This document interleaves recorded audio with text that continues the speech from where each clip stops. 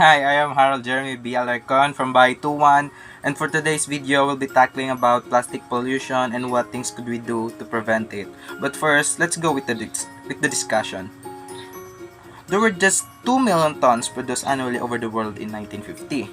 By 2015, annual production had more than doubled to 381 million tons. To put this in perspective, this roughly equates to the mass of two-thirds of the world's population. A total of 7.8 billion tons of plastic were produced between 1950 and 2015, or more than 1 ton of plastics for every person alive today. Still, how much trash do we generate? The fact that longer-lasting plastic materials such as those in buildings, furniture, transportation, etc. may enter the trash stream on an annual basis can make this more challenging. For instance, primary plastic production was 270 million tons in 2010, yet there were 275 million tons of plastic garbage, since plastic produced in previous years entered the waste stream. According to a study published in a scientific journal Nature, each year 14 million tons of plastic enter the oceans, affecting both the habitats of wildlife and the animals that dwell there. According to the study, the plastic catastrophe will reach 29 million metric tons annually by 2040 if nothing is done. By 2040, the total amounts of plastic in the ocean might be 600 million tons if we factor in microplastics. Surprisingly, according to the National Geographic, 91% of all plastic ever produced is not recycled, posing not just one of the greatest environmental issues of our time, but also another colossal market failure. Given that plastic takes 400 years to degrade, many generations will pass before it is completely gone. It is impossible to predict what long-term impacts plastic pollution will have on the environment. So, given that, let's proceed to the things that we can do to prevent plastic pollution. So, in preventing plastic pollution, what is the first thing that comes to our mind? Of course, it's the 3 R's: the recycle, reduce, and reuse. So first, we're gonna do the recycle. So here, I have a broken shoe. So we're going to make it a pot. So I'm going to put soil inside the shoe, and we're going to put plants, of course. So you can also remove the shoelace if you like, so you can reuse it. So here it is. I'm just going to get soil.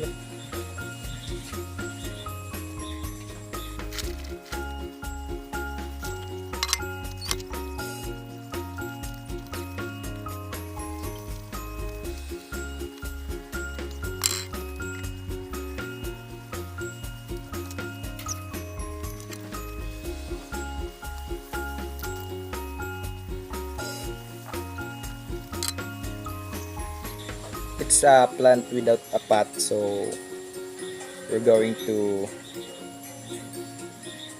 make the shoes the pot.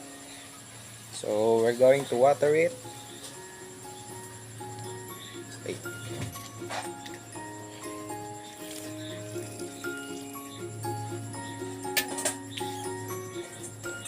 And there you go.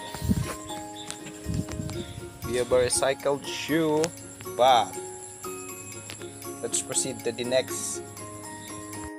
The next thing we're gonna do is reuse. So most of the people, when going out or going to the gym, they often use a plastic bottle, or they sometimes buy. So what can we do to help in preventing plastic pollution? So we're going to reuse, and when I say reuse, we're not using this. We're using this one, a tumbler. A flask, it's okay as long as you can reuse it for many times. It will last for like a year, a month, depends on the owner. So the next thing we're gonna do is reduce. So in the 3 R's, reduce is the hardest part of the 3 R's, but it is the simplest and most effective way of preventing plastic pollution. So I'm gonna show you some things you can do to reduce things. I have here a sachet of a soy sauce, and here is another one, a plastic bottle that you can use for like months, and this here is worth more than thrice of this sachet. And instead of buying this every day or every 2 days, you can buy this, and this may last for a week or 2 weeks. But I'm not saying that every Filipino can do that, because not all Filipino can afford a plastic bottle of soy sauce. So it's just one of the things that we can do to reduce and to prevent plastic pollution. Well, that's all for today's video. Harold Jeremy Alarcon from Buy21. I hope you learned something from my video today. That's all for today. Thank you.